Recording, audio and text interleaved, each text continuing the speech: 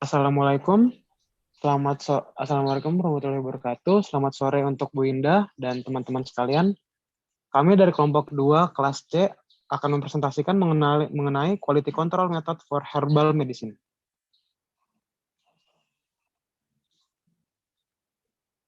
Next.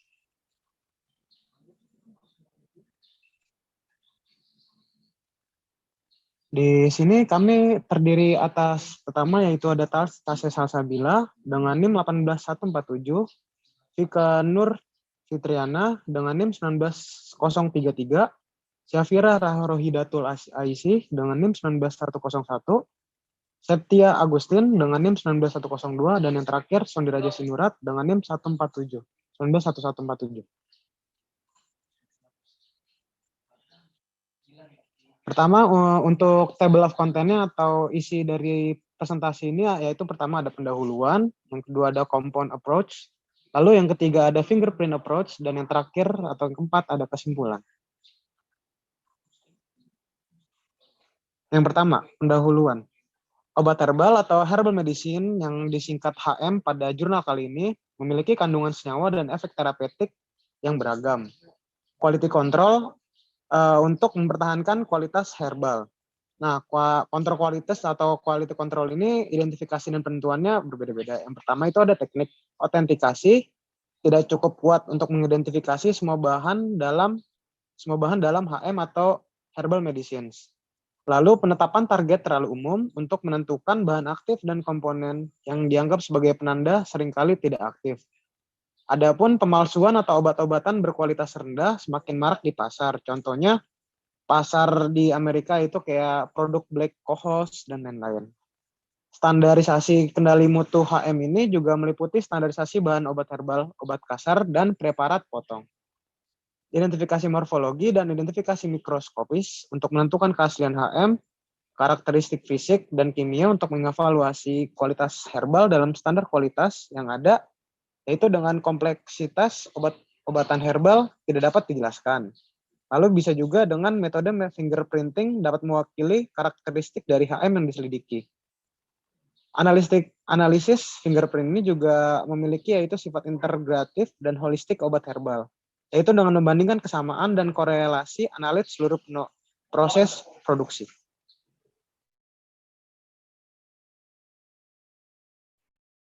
Kemudian compound approach. Banyak bahan obat herbal mengandung senyawa yang sama, sehingga satu atau beberapa pendekatan penanda gagal untuk mengidentifikasi senyawa secara spesifik pada tanaman tersebut, sehingga juga susah pada evaluasi kualitasnya. Masalah tersebut biasa muncul ketika kelas senyawa tertentu secara bersamaan ada dalam jajan. Maka pendekatan multikompon dan pendekatan sidik jari diusulkan. Dibandingkan dengan pendekatan penanda, pendekatan multikompon dapat mempelajari lebih banyak senyawa dan tidak selalu memerlukan penanda kimia tertentu.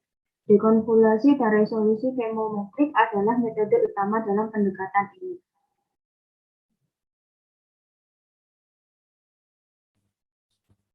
Selanjutnya adalah fingerprint approach atau pendekatan sidik jari.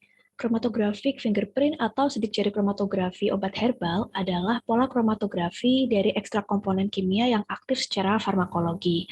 Untuk sidik jari obat herbal sendiri, ini mengacu pada profil mengenai sifat analit yang spesifik. Untuk pendekatan sidik jari ini dapat memvisualisasi metabolit dalam sampel secara keseluruhan. Penelitian atau pendekatan fingerprint adalah penelitian yang komprehensif sehingga diperlukan adanya hubungan silang antara ilmu obat herbal, ilmu analitis, ilmu pemisahan, dan bioinformatika. Untuk metodenya sendiri dapat bervariasi pada setiap negara karena hal ini mengacu atau berdasarkan pada perbedaan kondisi dan tradisi setempat.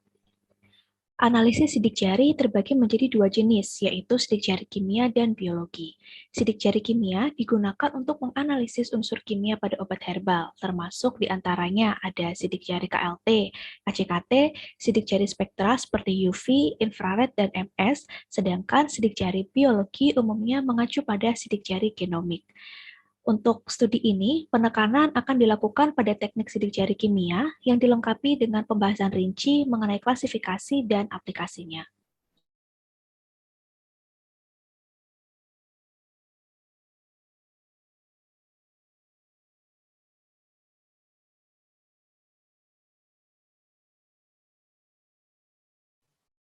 Selanjutnya mengenai teknik analisis kromatografi fingerprint dan klasifikasinya.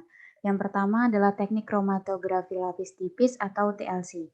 TLC merupakan metode yang umum digunakan karena sederhana, cepat, dan murah.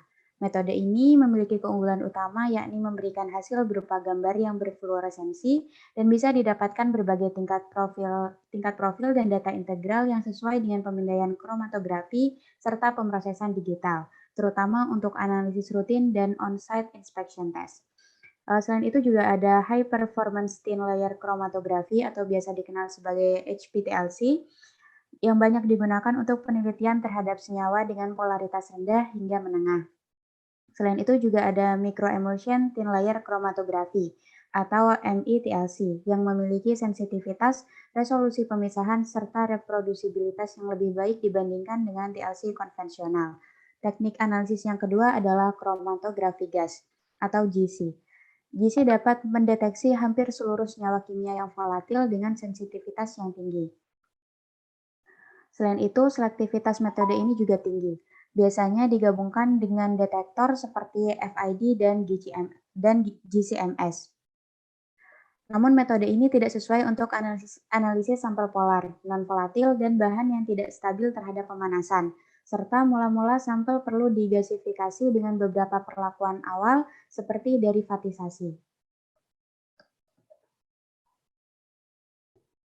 Teknik yang ketiga ada HPLC, yakni teknik ini mudah dan tidak terbatas pada volatilitas serta stabilitas senyawa.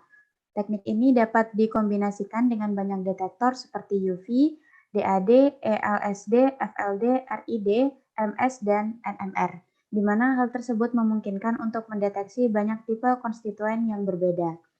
HPLC dan ultra kinerja atau biasa dikenal sebagai UPLC dapat meningkatkan efisiensi analisis sehingga waktu analitis yang lebih pendek dan pemisahan yang lebih baik dapat tercapai. Teknik yang keempat ada elektroforesis kapiler atau biasa dikenal dengan CI, merupakan kombinasi antara elektroforesis dan teknologi pemisahan kolom mikromodern. Elektroforesis kapiler merupakan alat yang efektif untuk kontrol kualitas obat karena memiliki resolusi tinggi, membutuhkan sampel dan pelarut yang minimal, waktu analisis singkat, dan efisiensi pemisahannya tinggi. Metode ini digunakan untuk mengevaluasi suatu obat herbal dalam hal spesifitas, sensitivitas, dan presisi, dan hasilnya sesuai dengan yang diperoleh dengan metode HPLC dengan waktu analisis 2 kali lebih pendek daripada HPLC dan pelarut lebih dari 100 kali lipat lebih sedikit.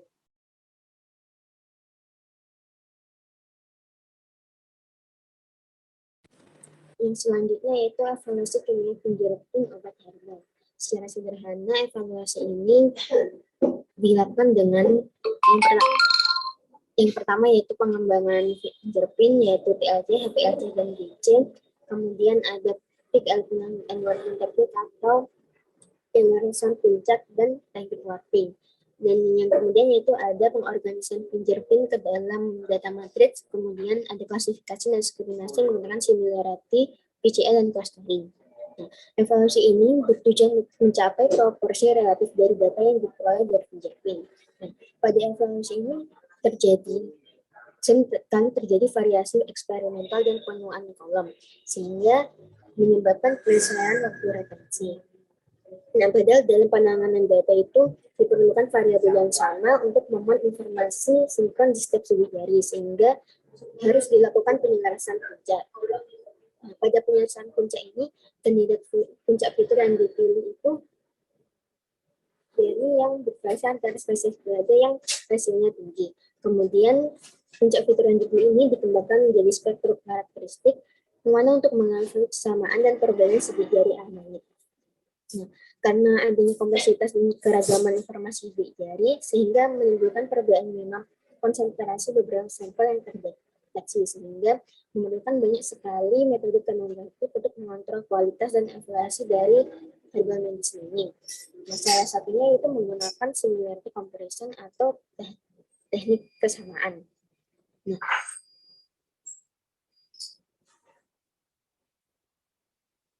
tetapi similarity comparison ini memiliki beberapa kelemahan, yaitu di mana obat-obatan herbal yang dibeli itu memproduksi jari yang prevensi dan tidak memiliki efektivitas terbaik, sehingga mempengaruhi hasilnya. Untuk itu dilakukan beberapa teknik untuk mengatasi kelemahan tersebut, yaitu diantaranya PGA, HCA clustering, kombinasi teknologi DLT, dan lain-lain.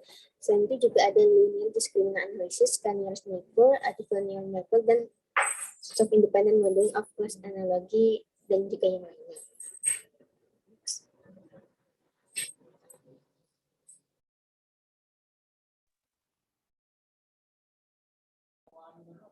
Oke, lalu ada kasus pertama yang akan dibahas. Yang pertama yaitu ada pengembangan, optimasi, dan validasi sidik jari atau fingerprint ekstrak ginkgo biloba dengan kromatografi cair kinerja tinggi. Next. Nah, pada kasus ini tuh dilakukan 4 langkah strategi untuk pengembangan metode optimasi dan validasi fingerprint HPLC ekstrak ginkgo biloba. Itu yang pertama ada pemilihan sistem kromatografi yang sesuai, termasuk metode senyawa yang paling diminati, yaitu komponen polar tinggi atau glikosida quercetin, kaempferol, dan isorhamnetin, sehingga digunakan metode kromatografi cair fase terbalik dengan kolom ODS dan fase gerak acetonitril air yang direkomendasikan. Disiapkan juga 3 kolom disaring dengan elusi gradien linear selama 30 menit. Lalu ada acetonitril, asam fosfat 0,1% sebagai fase geraknya. Nah, fase gerak ini diteliti yaitu dengan metanol atau asam fosfat 0,1%, acetonitril dan isopropanol. Lalu ada juga tetrahidrofuran ditambahkan ke dalam fase gerak sebagai pengubah organik. Lalu akhirnya diputuskan untuk menggunakan sistem kromatografi yang terdiri dari kolom Altima C18 dan kombinasi fase gerak asam fosfat acetonitril 0,1%. Lalu yang kedua yaitu ada desain penyaringan beberapa parameter yang dapat dikontrol dan kisaran faktornya. Sebuah desain faktorial fraksional digunakan sebagai desain screening untuk mengidentifikasi efek utama yang signifikan. Jumlah puncaknya digunakan sebagai respon dan plot efek utama yang menentukan faktor-faktor penting dan pengaturan faktor terbaik. Plot efek utama mengilustrasikan bahwa panjang gelombang deteksi dan suhu kolam memiliki efek utama pada kapasitas puncak, yaitu jumlah total puncak yang diamati. Dari hasil percobaan penyaringan, beberapa parameter penting yang dapat dikontrol dipilih dan ditentukan. Yang pertama yaitu ada panjang gelombang deteksi, yaitu 350 nanometer. Lalu yang kedua ada suhu kolom, yaitu 30 derajat Celcius. Ada konsentrasi asam, yaitu 0,1%, dan volume injeksi sebesar 10 liter. Karena tidak ada isopropanol yang dibutuhkan dalam fase gerak, maka 2 faktor lainnya, yaitu konsentrasi awal pelarut organik dan waktu gradiennya tampak tidak terlalu penting. Namun optimasi gradien selalu dianggap sebagai titik strategi umum untuk meningkatkan pemisahan HPLC. Lalu yang ketiga yaitu ada optimasi gradien menggunakan desain yang seragam.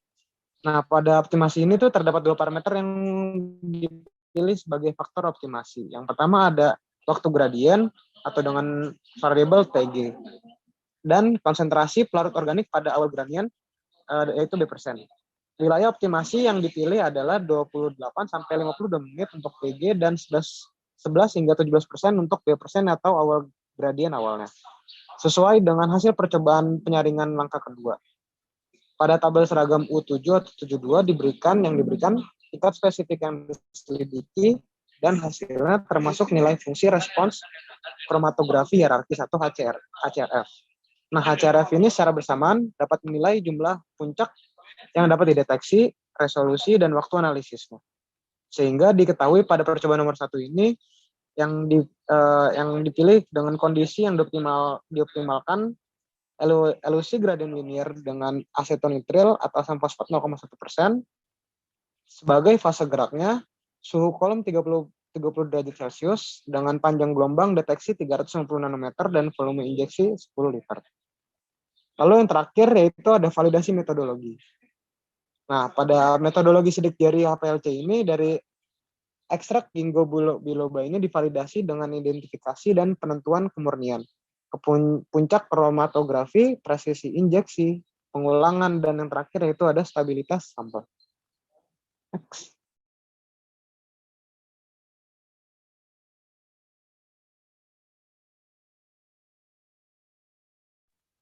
Lalu ada juga kesimpulan dan diskusi.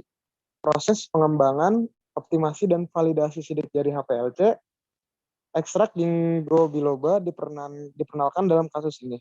Metode pengembangan, pengoptimalan, dan validasi sidik jari tidak dibatasi pada yang ada dibahas di atas.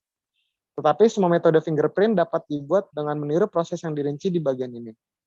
Untuk prosedur sekuensialnya itu berdasarkan pendekatan desain seragam, yang juga diterapkan dalam pengembangan fingerprint CE ekstrak ginkgo biloba ini. Namun, sampel asli harus diperoleh atau diekstraksi dari tumbuhan mentah sebelum membuat fingerprint, yang juga sangat penting untuk hasil akhirnya nanti.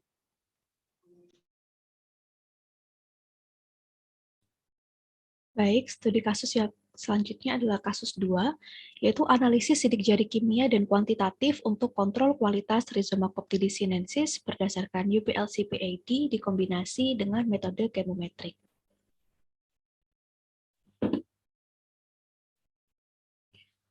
Rhizoma coccidis adalah salah satu tanaman yang digunakan untuk pengobatan tradisional Cina karena kemampuannya dalam menekan demam, dapat menghilangkan toksikosis, dan memiliki aktivitas antimikroba. Seiring dengan berkembangnya penggunaan Rhizoma coccidis, mulai dilakukan quality control menggunakan metode UPLC PAD.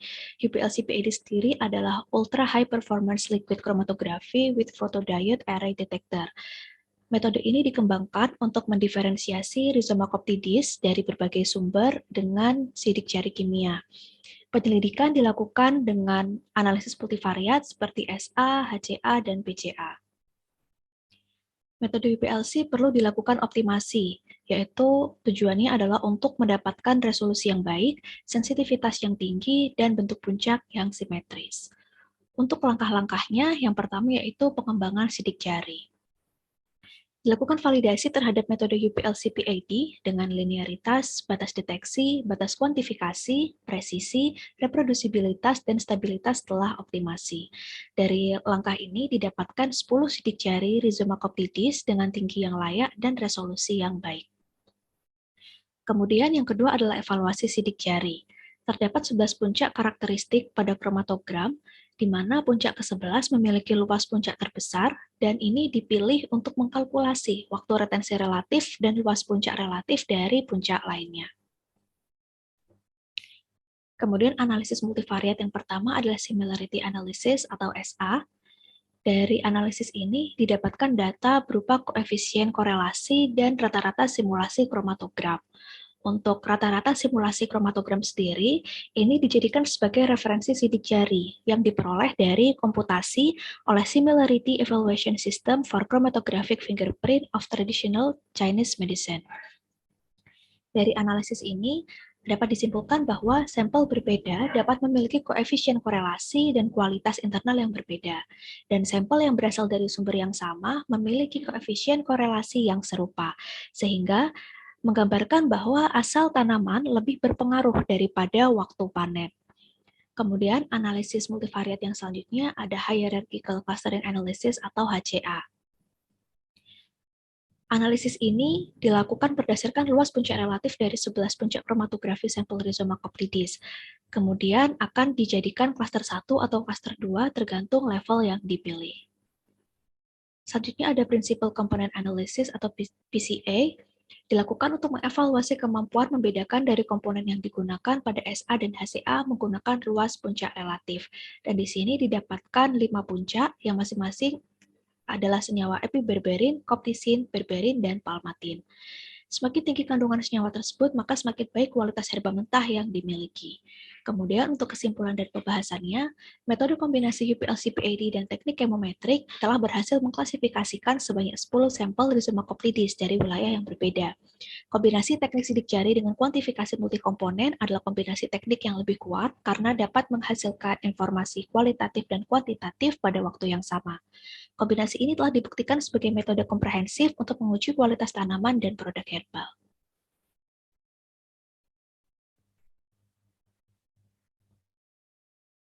Selanjutnya kasus 3, yaitu metode kombinasi menggunakan sidik jari HPLC dan analisis kuantitatif untuk evaluasi konsistensi kualitas sekian obat herbal yang diproduksi oleh produsen yang berbeda.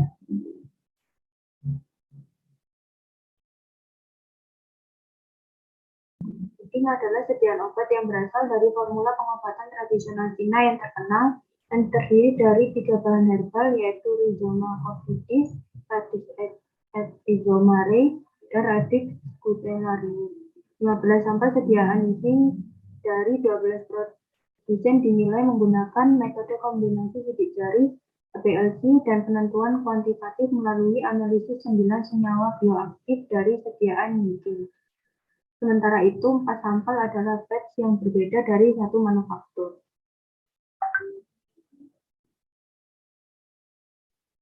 Pengembangan sidik jari.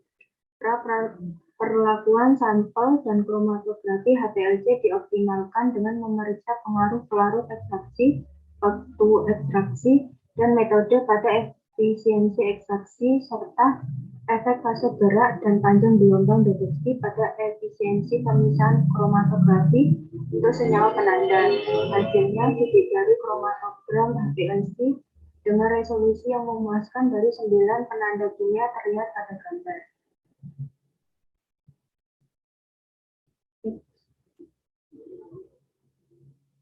Kemudian evaluasi sidik jari. Nilai kemiripan 15 sampel dibandingkan dengan sidik jari median simulatif masing-masing adalah sebagai berikut. Sebagian besar nilai kesamaan berada pada di kisaran 0,992 sampai 0,997 untuk sampel S1 sampai 9, S12 sampel 12, 13, dan 15 yang menunjukkan bahwa komponen kimia serupa hadir dalam sampel ini, terlepas dari produsennya. 3 sampel lainnya, yaitu sampel 10, 11, dan 14, menunjukkan nilai kemiripan yang rendah yang menunjukkan bahwa ketiga produk tersebut berbeda dengan sampel lainnya. Secara keseluruhan, hasil dari sidik jari kromatografi menggambarkan bahwa komponen utama dari sediaan Yijing relatif stabil. Kemudian penentuan kuantitatif dari 9 senyawa penanda. Metode penentuan kuantitatif divalidasi dengan menyelidiki koefisien korelasi, rentang linier, LOD, LOV, presisi intraday dan interday, pengulangan, dan recovery. Kandungan 9 senyawa penanda dalam 15 sampel dari 12 produsen ditentukan dengan metode di atas, dan isi masing-masing penanda individu antara produsen berbeda. Nilai RSD masing-masing adalah sebagai berikut, semuanya hampir melebihi 100% kecuali baseline yaitu 36,53% yang menunjukkan variasi besar dalam kualitasnya.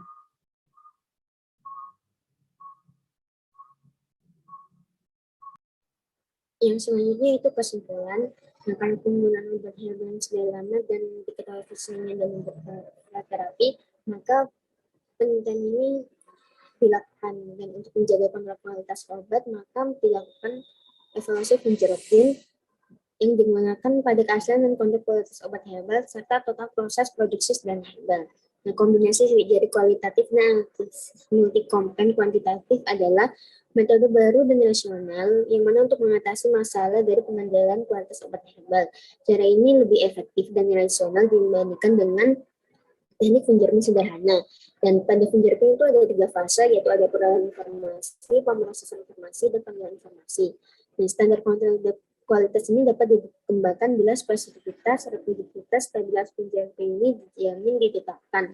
Tapi untuk mencapai reproduktivitas dan stabilitas yang baik, itu merupakan suatu tantangan karena keragaman sumber dan waktu pengumpulan obat herbal, metode pemasaran, dan lain-lain.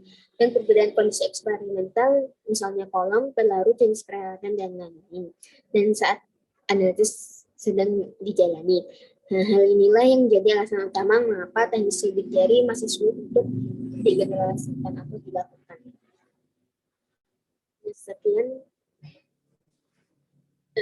Sekian presentasi dari kelompok kami. Kurang lebihnya mohon maaf, dan mohon maaf sebelumnya ada teman kami yang terkendala untuk konten. Sekian presentasi dari kami. Wassalamualaikum warahmatullahi wabarakatuh.